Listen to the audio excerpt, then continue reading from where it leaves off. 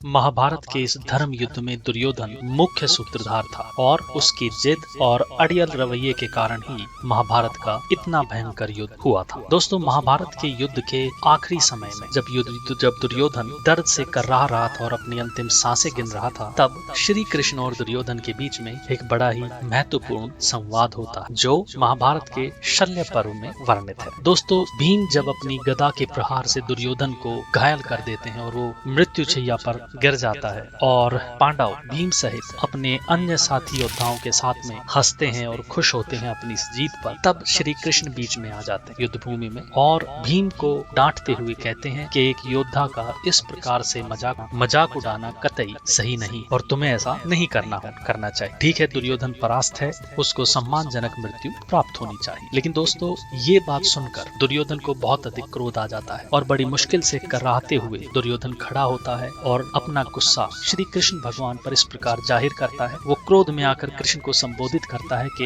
ओ कंस के दास के बेटे, मैं छल से ही मारा गया और तुम ही हो जिन्होंने मुझे छल और कपट से इस स्थिति में पहुंचा दिया है। तुम्ही ने तो भीम को इशारा किया था कि मेरी जंघा पर गदा मारे, नियम का पालन ना करे। तुम ही थे इशारा करने वाले। तुमने सभी योद्धाओं को कुटिलता और छल कपट से मरवा डाला। तुमने भीष्म पितामह को भी छल पूर्वक मरवा डाला। क्या तुम्हें लगता है कि भीष्म पितामह को कोई भी मार सकता था जो अकेले ही पूरी महाभारत को एक ही क्षण में नष्ट कर सकते थे? लेकिन तुमने शिखंडी का सहारा लेकर भीष्म पितामह को भी मरवा दिया जो तुम्हारे भी पूजनीय थे। गुरु द्रोण को याद कीजिए, जिनसे सभी ने शिक्षा ग्रहण की थी। उन गुरु द्रोण को भी तुमने अश्वत्थामा की मृत्यु की झूठी खबर फैलाकर मरवा डाला, जबकि अश्वत्थामा जिंदा था और एक हाथी को अश्वत्थामा कहकर तुमने गुरु द्रोण को मार डाला। कर्ण, जिसकी तुम समय इतनी प्रशंसा करते हो, कर्ण जितना बहादुर कोई भी नहीं था और अर्जुन को कर्ण अकेले ही युद्ध में हरा सकता था। लेकिन तुमने कर्ण को मिली हुई शक्ति को भीम के पुत्र घटोत्कच पर चलाकर धोखे से कर्ण को भी मरवा दिया, और वो भी उस समय जब उसके रथ का पहिया जमीन में धंस गया था। ये कहाँ का न्याय है कृष्ण? तुमने सभी को एक एक करके मरवा डाला। क्या तुम्हें लगता है कि अगर मेरे साथ ये छल और कपट नहीं हुआ होता तो आज पांडवों की ये जीत संभव थी? कतई नहीं। दोस्तों, ये सुनने के बाद श्री कृष्ण